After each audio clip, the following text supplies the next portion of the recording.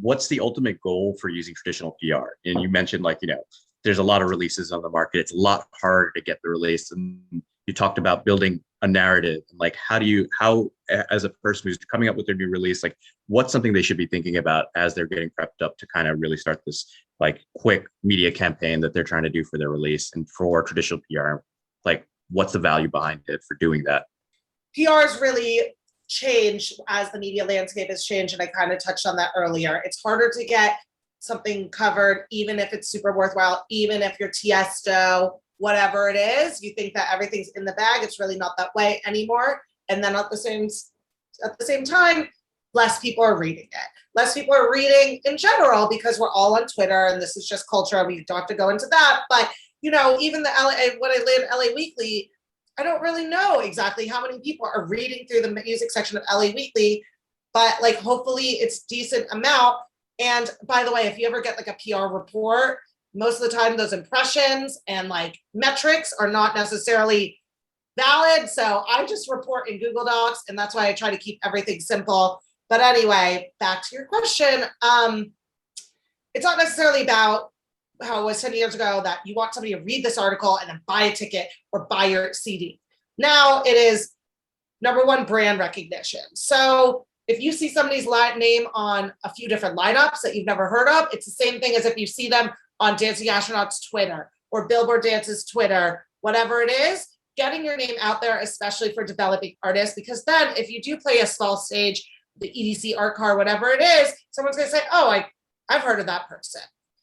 Especially for developing artists, you want things to post on socials because it keeps your fans engaged, keeps your algorithm, going well, but also it makes you look legitimate. And that brings me into the next prong of, the pros of PR, which is having a pull quote from, Dancing Astronaut or Ear Milk or whatever the outlet is for your EPK, which is an electronic press kit. I don't know if you guys have gone over this, but basically imagine a resume, but for a DJ or a producer.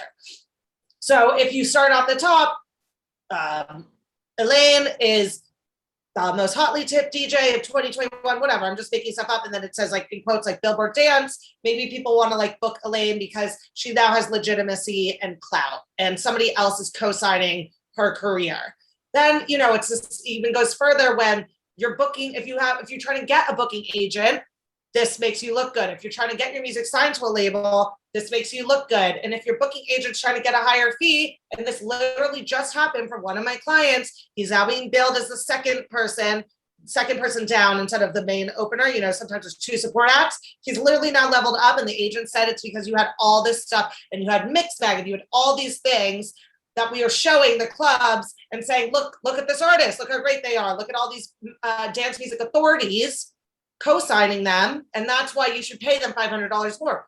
And it's working. So outside of the purposes that we all kind of know of PR, I think that because of the strange world that we're living in, the way everything has changed, there's all these other like subsidiary purposes and goals of PR.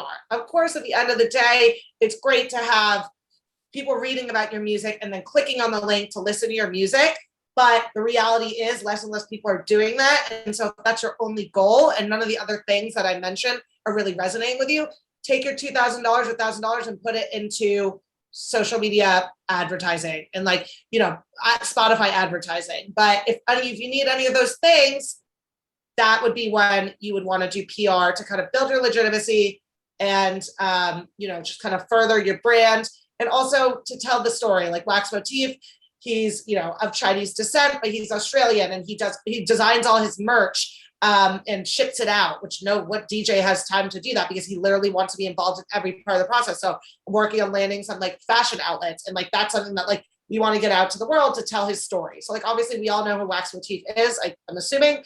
So it's not about all those things I just talked about, but for him, it's about telling the story and getting, even further narrative development. So it really just depends in terms of the purposes of PR. Really just depends, I think, on what level you are in your career and what your goals are.